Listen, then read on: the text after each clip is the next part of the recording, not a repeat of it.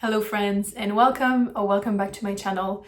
If you're new here, my name is Kat and I make videos about books, writing, random things living rent-free in my neurodivergent brain, and I also apparently make cozy travel vlogs.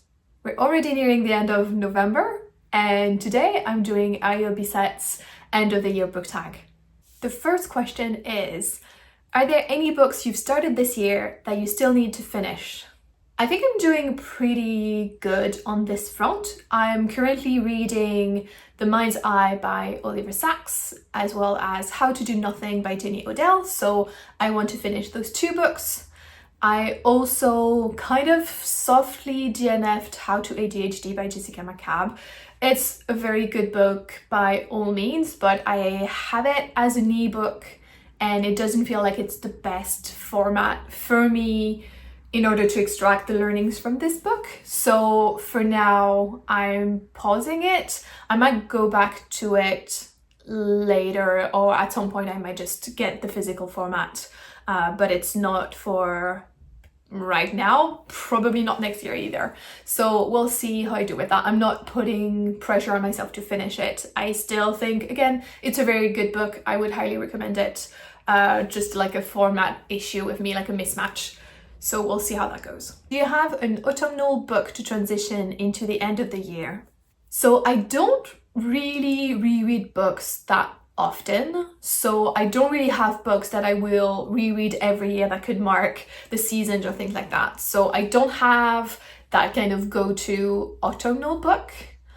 But one book that could fit that purpose maybe is Un oiseau dans un bocal, which is a French graphic novel talking about high intellectual potential and neurodiversity, which I read for the first time, I think around October last year, and it really opened up a new world to me, the world of like neurodiversity, and made me very interested in the topic and looking into it, identifying myself as neurodivergent.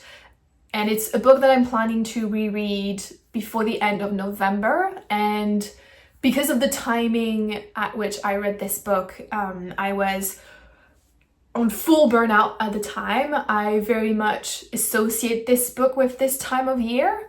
And so in my brain, it's kind of seared as an autumnal book, even though it doesn't really have a connection to the seasons. So there is a slight possibility that I might decide to reread this book every autumn/beginning of winter moving from now.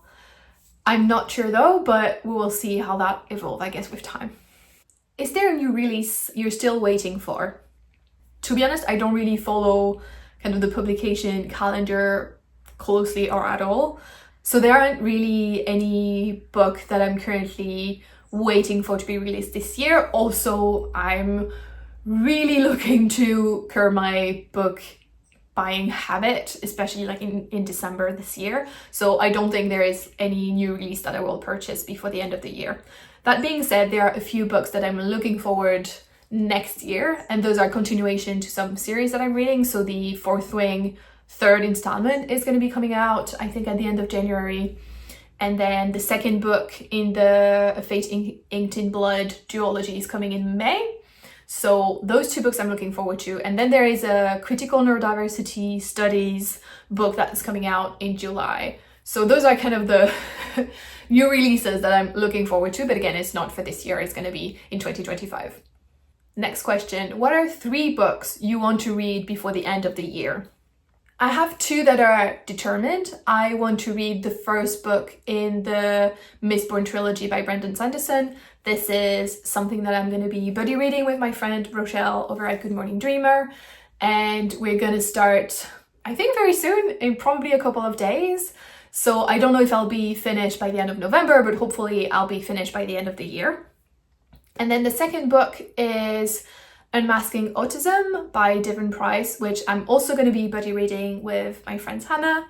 And yeah, I'm very excited for those 2 books, and I definitely want to get those read before the end of the year.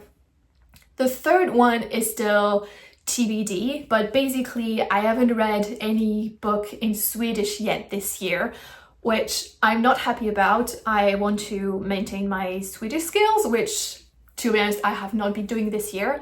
So I want to read at least one book in Swedish before the end of the year. It's probably going to be something a bit brainless that doesn't need too much attention from me, because again, I haven't been practicing Swedish this year and I never was like able to understand like very literary books or things like that. So likely an easy read, but it's still something that I want to accomplish before the end of 2024.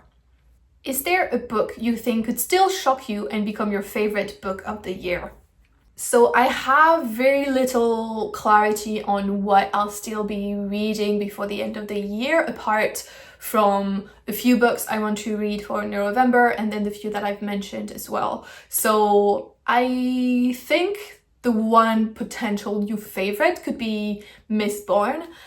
I've heard lots of good things about it, but that's also kind of risky because it's setting my expectations rather high, and it's usually not a good thing. It's more likely that I will be disappointed than positively surprised, because again, the expectations are quite high. But if I were to bet on any book to be a new favorite, I think it probably would be this one. And then the final question, have you already started making reading plans for the next year? Yes and no. I haven't really made super defined plans yet. As I mentioned, there are a couple of books that I'm looking for that are going to be released in 2025 that I want to get to. But the main thing for me is that I want to do a low buy year next year, at least when it comes to book buying. So that will obviously have an impact on my reading.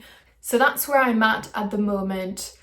I will likely make a video about my plans for 2025, either before the end of the year or at the beginning of 2025. But for now, that's kind of the direction it's taking, and I don't have much more planned at this point in terms of my reading. So that's it for this tag. It was a short, sweet one. I hope you enjoyed it. And as always, thank you so much for watching, and I hope to see you in the next one. Bye bye.